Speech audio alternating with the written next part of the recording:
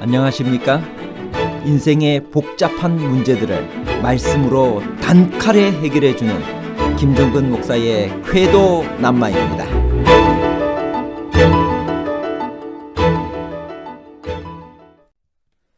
고린도 교회에 있었던 음식 문제의 본질은 무엇인가요?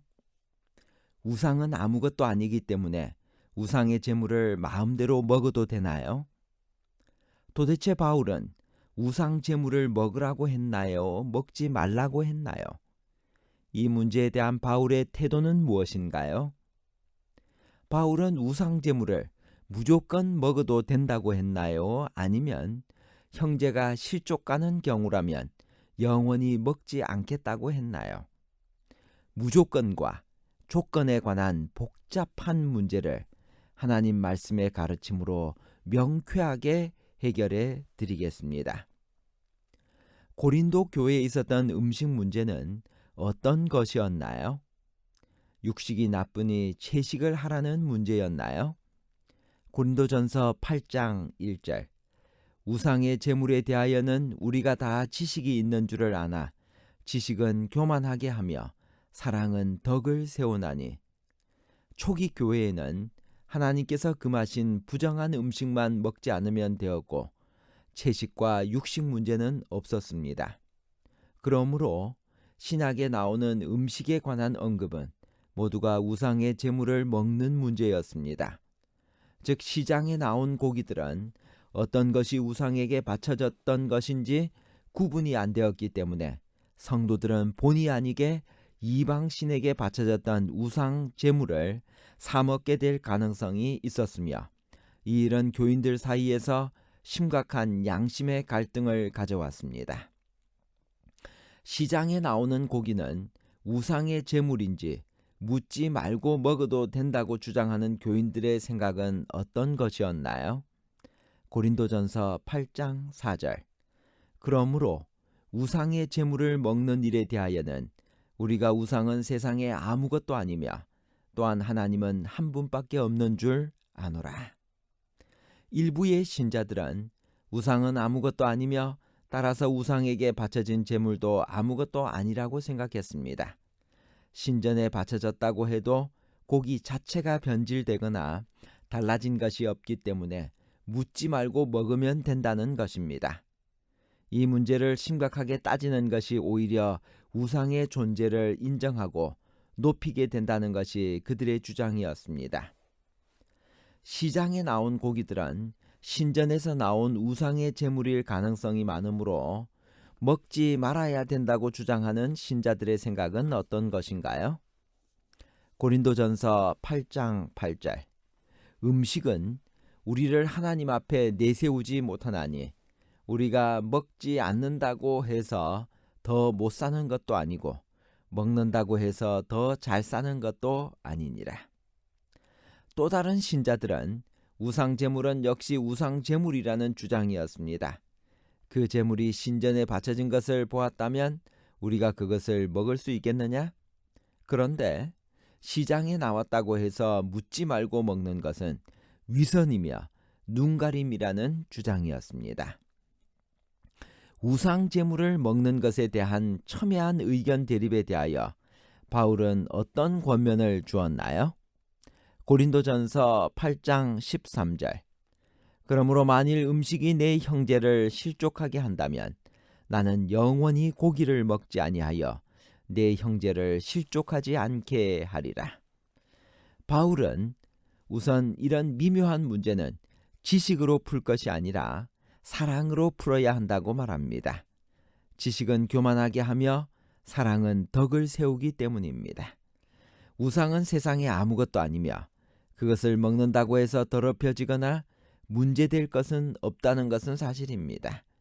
우리는 그 문제에 대해 초연하고 자유로울 수 있습니다. 그러나 만일의 경우 어떤 교인이 그 문제를 심각하게 생각하여 그것 때문에 마음이 상하고 믿음에 손해를 본다면 우리는 내 자유만을 주장할 수 없다는 것이 바울의 의견입니다. 그래서 고기를 먹는 것이 형제를 실족해 한다면 바울은 영원히 고기를 먹지 않겠다고 선언합니다.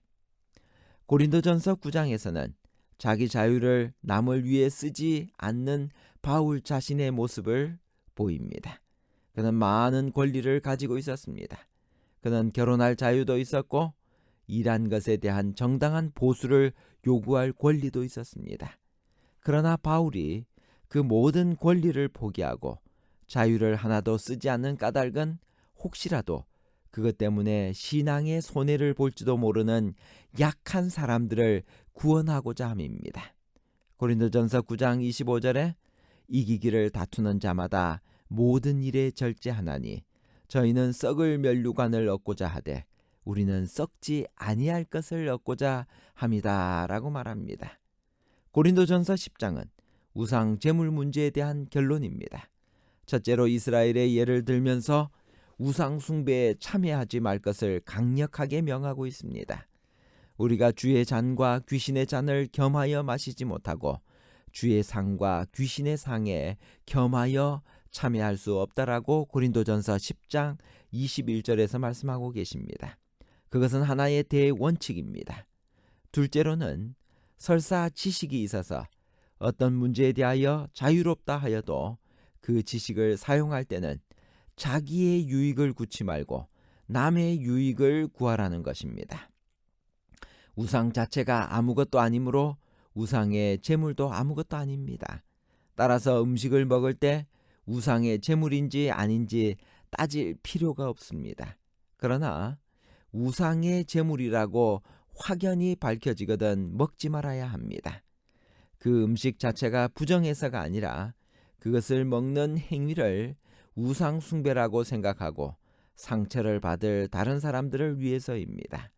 그런즉 그리스도인은 먹든지 마시든지 무엇을 하든지 다 하나님의 영광을 위하여 해야 합니다. 바울은 이 문제를 해결함에 있어서 먼저 하나의 원칙을 제시합니다.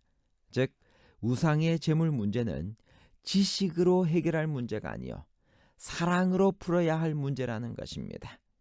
우상이 아무것도 아니기 때문에 그것에 바쳐진 제물도 아무것도 아니라는 것은 사실입니다. 돌이나 나무에 바쳐졌다고 해서 그 고기 자체가 오염되거나 더러워진 것은 아닙니다. 그러므로 어떤 사람이 그것이 우상 제물인 줄 모르고 먹었다면 그것은 죄가 되는 것이 아닙니다. 그러나 어떤 사람은 그렇게 생각하지 않습니다. 그것이 우상에게 바쳐진 제물일 가능성이 충분히 있는데도 불구하고 그것을 묻지 않고 모른 채 하고 먹는 것은 우상 숭배나 마찬가지 죄를 범하는 것이라는 것이 그들의 주장입니다. 그들은 교인들이 태연히 시장에서 사온 고기를 먹는 것에 분노하고 부정하다고 생각합니다.